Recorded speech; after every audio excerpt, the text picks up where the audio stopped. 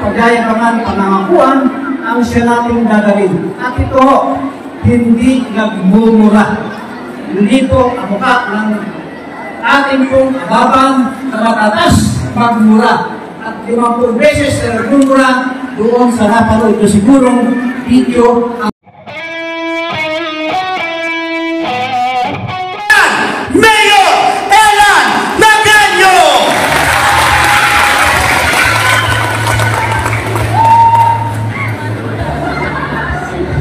Maraming salamat po. Magandang hapon po sa inyo lahat. Salamatan po natin yung nagbigay ng magbibigay ng bigas. Ang Team Umali, sa pamumuno po ni Governor Oye Umali, Vice Demon Umali, at yung pong ating bukab, Colsweet, at yung Pagjernos, sa ating pong mga masyahan, kilala na, at siyempre po kay Doktora, ang ating pong pagharap-harap ay hindi ko masyadong magiging matagal dahil nagabihin ho tayo, mga 2 oras na ho siguro. Magandang hapon po muli, magpapalayo! Konti lang po ang announcement natin, yung po ating hospital ay kasalukuyan po na ating pong napapakinabangan na at nagpapacheck up po doon 150 hanggang 200 na higit na pasyente araw-araw. At nakakatanggal po tayo ng naililibre dun sa panganganak ng cesarean. Kaya po yung mga buntis dito, magpapatingin na kayo every Monday po, si Dr. Cobre, para ma-check up po yung inyong kalagayan. At lahat po libre doon sa ating San Leonardo Hospital. Dito po mga katakbuhan sa Barangay Diversion. Pamarita po natin pati po yung mga tiga-ibang bayan dito sa 4th District.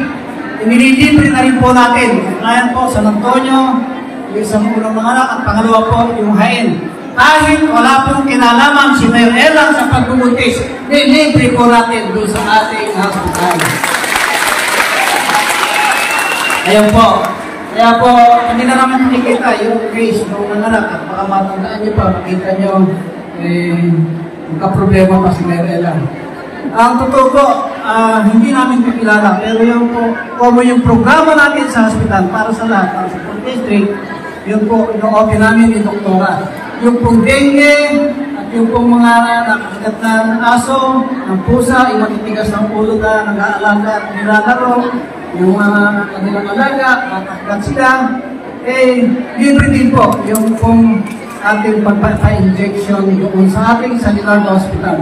Yung dengue po kaya na natin dahil po tayo level 1 na.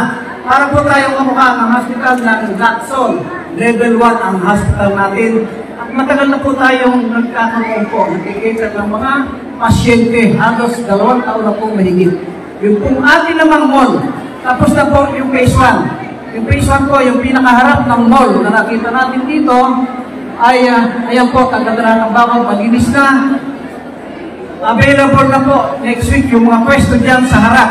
Kaya po yung gustong magtinda at magkaroon ng pwesto, may pag-alam lang po sa Treasurer's Office dito po sa ating munisipyo. At yung pong ating Treasurer's Office ay bibigyan kayo ng mga pwesto doon. At ang ating pong pangunahing mga customer ko, yung pong mga estudyante ng Kolehiyo de San Leonardo. Doon po sa likod ng ating phase 1 na mall, andun po yung ating Kolehiyo de San Leonardo sa likod. At ito po yung mga classroom nila. Meron na po tayong kasalukuyang BS Criminology, first year at second year. Next school year naman po, magkakaroon na po tayo ng BS Psychology, na kung saan po lahat po ng estudyante dito sa San Leonardo at maging sa 4th District, libre din po ang tuition fee sa ating paaralan. Nagkakaroon din po tayo ng BS Nursing next school year.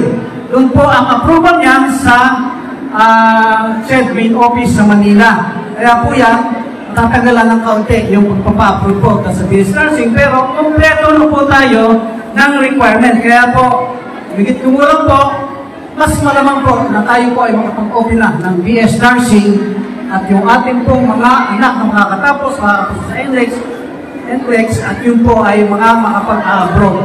Meron din pong mga tumatanggap ng nursing sa Japan hanggang doon po sa Europe, hanggang po sa ibang lugar, Canada, at Middle East. Kaya yan po para sa ating lahat at sa ganon makatulong ang ating pamahalaan doon sa ating mga kababayan. At kaunting paglilinaw lang din po doon sa ating mga kasama dahil yung pong magkasikat sa vlogger ng kalaban ni Doktora ay mukhang hindi po magandang batayan na basta sikat lang, basta nangako sa inyo, basta po nagkaroon ng mga pagyayabang ay hindi na pong tatangkilikin. Kailangan po makilala nyo yung pagkatao, makilala nyo kung ano ang tulay na kanilang pag-uugali. Ang sinasabi ko po, sino ba ang ating tutulungan? Tatandaan niyo po yung sinabi ni Vice Demon kanina. Mas makikinabang ang San Leonardo kung ang tutulungan kapwa tiga San Leonardo. Kaya po ang dadali natin, Doktora Maricel Natividad Castaño na ating pong kababayan. Siya po ay muling magbabalik at yung pong alito na maaaring mga apo na natin, anak natin na nakikinabang sa mga pinagawa ni Doktora na siya na po ang magsasabi ay magdadagdagan po ang kapon ng mga libre nating mga estudyante sa NUSP. Pag po si Doktora ang nabalik, magkakaroon po lahat ng allowance yung estudyante ng mga tigal sa Leonardo. Kaya po, importante na yung ating kababayan at totoong tao at hindi kayo pagyayabangan panangakuan ang siya nating dadalhin. At ito ho, hindi nagmumura. Hindi po ang mukha ng ating pong ababang na matatas magmura. At 50 beses na nagmumura doon sa napanood ko sigurong video amin. Kaya lang po, hindi ko na ho sasagutin yung mura ng mga paspal dahil hindi po maganda sa ating mga kabataan.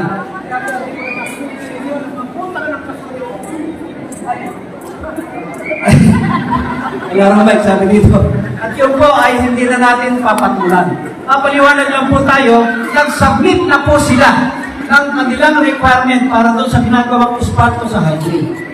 Tunayan po, ando na po yung halaga ng kontrata, ando na po kung gano'ng kapal ang dapat ilagay doon sa espalto. At gano'n din po, nag-submit na rin po ng requirement para po sa drainage canal doon sa ating highway. Kaya po, maaaring matuloy na po yan next week at hanggang sa February, pero asa kanila ngayon.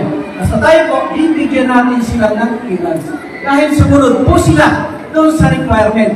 At yung pong ating ordinansa na ipinatutupad dito sa San Leonardo. Gano'n naman din po ang iba. Nagpapatupad sa bawat bayan ng mga pinamamahalaang mayor. Ang area of jurisdiction po ay San Leonardo. Kaya po, tayo po ang may ordinansang dapat ipatupad kung anuman ang kanilang papasukin at nais gawain dito sa San Leonardo. Kaya po, hindi uubra yung patatangan dito, hindi po uubra ang mambagrab ka, hindi po uubra ang takutin. Yung mga tiga San Leonardo, susunod tayong pare-pareho sa batas. Maraming salamat, kung vlogger, at sumunod ka sa alituntunin ng LGU ng San Leonardo at submit kayo ng requirement doon sa ating engineering office sa ating pong LGU. Pero bastos ka pa rin at hindi ka pa rin marunong tumupad sa mga usapan at hindi pa rin maganda na yung hindi mo pag-aari papasukin mo ng walang pahintulot. Yung natividad na lote po at barangay Pampanga na pinasok nila at hinukay yung property na hindi naman nagpaalam. Anumang project, ang gusto mong ipagawa, makikirang ka sa may-ari, makikirang kayo doon sa may titulo ng lupa. Kaya yung kabastusan nyo at mag-anak na mananakot, mag-anak na mga abuso, hindi po pwede sa atin. Dahil sasagutin ko po ito, haharapin ko ito, at hindi po natin pababayaan na yung hindi nila pag-aari ay kanilang aabusuhin at pakikialaman. Kung yung pong sa mga pag-aari na ng dating mayora at congresswoman, nagawa nila yan.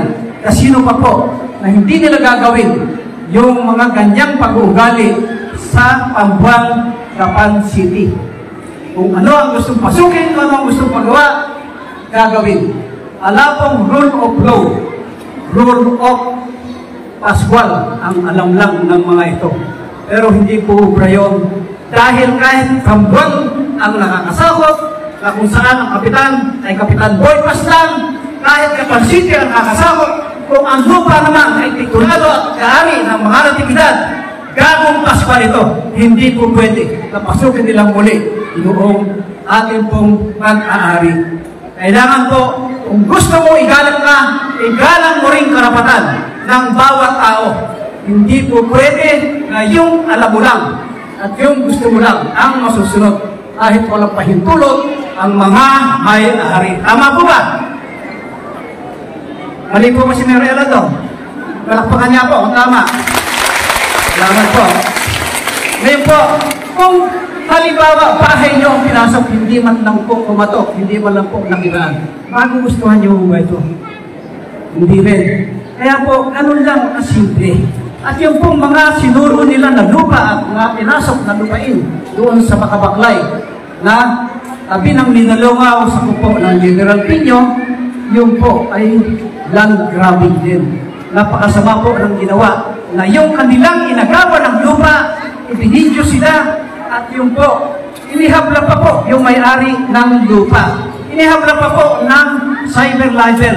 Samantalang si Vlogger Pascual, araw-araw nagla-live, araw-araw nagla-Facebook dahil vlogger nga po. Pero nung subukan ng may-ari ng lupa, yung kanyang pag-vlog naman, dahil inagawa siya ng lupa at sinuro yung kanyang lupain, habla po ang inabot. Kaya po, ganun kagagaling. Ganun katatapang ang mga Pascual. Matatapang ang hiya.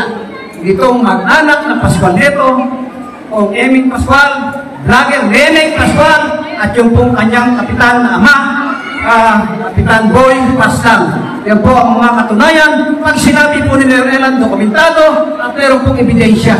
Kawawa naman yung may-ari ng lupa na minala pa sa kanilang ninuno at meron pong hawak ng mga papeles doon sa kanilang pagkakaposisyon. Meron po silang mga certificate ng barangay at meron po silang approved plan ng DNR. Binaliwala po itong mag-amang Pascual na ito. Ganun po kung mga abuso ang mga Pascual. Kaya po, sana po yung nakita nyo at pinalabas kanina ay natatandaan natin pare-pareho. Dahil ito po ay mga basyan kung anong klase yung mga nasa sa kanilang partido. Kung ano po yung gustong gawin, kung ano po yung batas nila. Yun lang po ang tama para sa kanila. Wala pong karapatan ang bawat isa, wala pong magiging katiran kung against po doon sa kanilang kagustuhan. Kaya po yung mga ilang bagay na yan, kung kayo man po halimbawa ay nabigyan ng ayuda, at kasalukoy naman po nagpapalista ulit na bibigyan ng ayuda, yun po ay hindi nyo dapat tarawin ng utang nyo.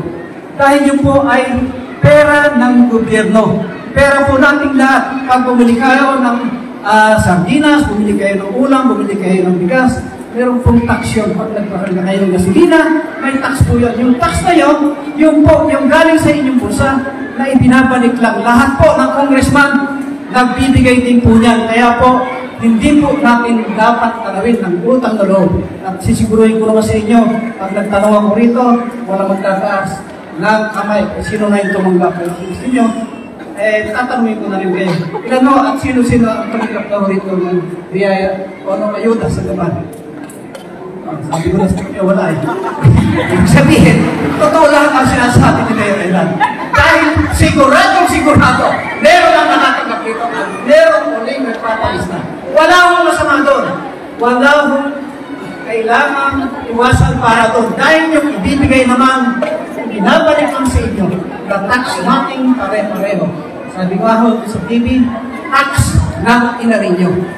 Yung po, ang binabalik, ang kaya ng tax natin, ibibigay din sa atin yan, at lahat naman, sasabihin ko sa inyo, mga kaupo, ng mga resman, ibinibigay din po yan, mga programa na yan, at yun po, galing lahat sa gobyerno.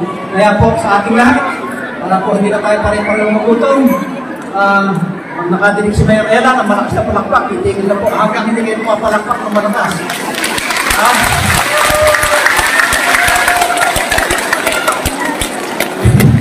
Sa ating pong vocal sweep, unahin po natin dahil ito ay hindi na iba sa amin, ni Doktora. At pag ito po ay nagmakasal, kami po ay magiging pangalawang magulang, kaya isang malakas na palakpak po, kung mag-sweep group. Parang inasan nyo largo na rin ito. Ganon din po, si Doktora. Si Doktora po, hindi nangangako pero nakapos papagawa at kung ano man po. Yung kailangan ng sandinato, pagtulong niyo po kay Doktora, pagtulong niyo na sa ating bayan dahil maipapagawa natin lahat yung mga nakabitin na pagawain dito. Yung pong concreting dito sa Palayok hanggang Tabuating, hindi natin magawa kahit wala tayong pondo. Hindi makapagbigay dito ang GP party list dahil kailangan mo magdadaan doon sa pupong congressman. Kaya po napitigil yung ibang mga programa rito dahil hindi po tayo ang maupo at kailangan po manghihingi po ng approval at ng pondo doon sa Kongreso. Kaya po para magawa natin ang pagpapaaral natin ng maayos sa ating mga anak, ang ating pong pagawain dito sa Leonardo, tulungan nyo ang ating sarili, tulungan nyo ang ating bayan, tulungan po natin Doktora Maricel Natividad Naganyo na ating pong kababayan. Maraming salamat po at pagpili po muli sa inyo lahat. Alright, thank you so much, Mayor Elan Naganyo.